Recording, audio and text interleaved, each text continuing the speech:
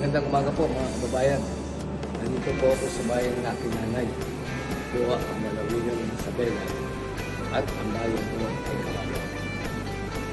Maganda ang panahon dito. Hindi walang ulap, araw, medyo mainit na. Huwag niyong kalilimutan, Jojo Binay, number 11.